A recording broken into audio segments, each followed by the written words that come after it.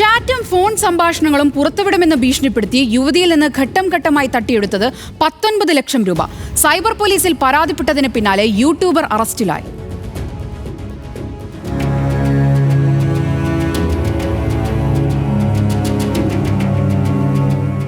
യുവതിയെ ഭീഷണിപ്പെടുത്തി 19 ലക്ഷം തട്ടിയെടുത്ത കേസിലാണ് യൂട്യൂബർ പീയൂഷ് കട്ടിയാൽ അറസ്റ്റിലായത്. പ്രാങ്ക് വീഡിയോകളിലൂടെ ശ്രദ്ധേയനായ യൂട്യൂബറാണ് പീയൂഷ്. 5 ലക്ഷത്തിലേറെ ഫോളോവേഴ്സുള്ള പീയൂഷ് 45-കാരിയെ ഭീഷണിപ്പെടുത്തി പലതവണയായി പണം തട്ടിയെന്നാണ് കേസ്. കഴിഞ്ഞ വർഷം പീയൂഷിന്റെ യൂട്യൂബ് ചാനൽ മുംബൈ സ്വദേശിയായ സ്ത്രീ സബ്സ്ക്രൈബ് ചെയ്തതോടെയാണ് സംഭവങ്ങൾക്ക് തുടക്കം. ഇതിന് പിന്നാലെ പീയൂഷിന്റെ ഒരു വീഡിയോയിൽ യുവതി കമന്റും ചെയ്തു. തുടർന്ന് ഇരുവരും ഫോൺ നമ്പറുകൾ കൈമാറി. പതിയെ ചാറ്റും തുടങ്ങി. ചാറ്റിംഗ് സൗഹൃദത്തിലേക്കും നീങ്ങി.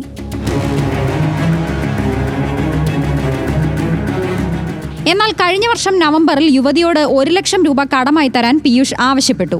ചികിത്സയുടെ ആവശ്യത്തിനാണ് പണമെന്നാണ് പറഞ്ഞത്.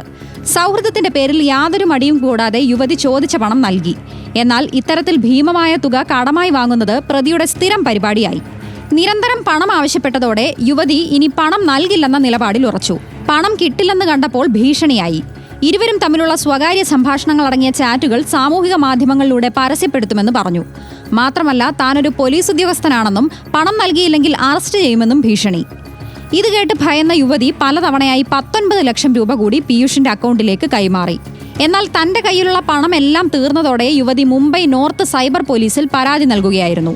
ഇതിന് പിന്നാലെ ഇപ്പോൾ പീയൂഷ് അറസ്റ്റിലുമായി. ചാറ്റുകളുടെ സ്ക്രീൻഷോട്ടുകൾ, പണമിടപാട് വിവരങ്ങൾ എന്നിവയുൾപ്പെടെയുള്ള തെളിവുകളുടെ അടിസ്ഥാനത്തിൽ പോലീസ് പ്രതിയെ അറസ്റ്റ് ചെയ്തു.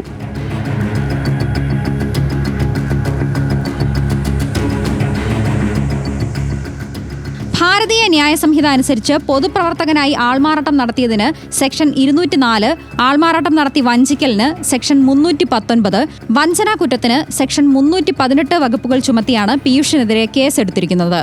കൂടുതൽ തെളിവുകൾ ശേഖരിക്കുന്നതിനായി ഇയാളുടെ ബാങ്ക് അക്കൗണ്ടുകളും ഡിജിറ്റൽ ഉപകരണങ്ങളും പരിശോധിച്ചു വരികയാണ്. പീയൂഷ് കട്ടിയാൽ സമാനമായ തട്ടിപ്പുകൾ മറ്റാരോടെങ്കിലും നടത്തിയിട്ടുണ്ടോ എന്നും അന്വേഷിക്കുന്നുണ്ട്.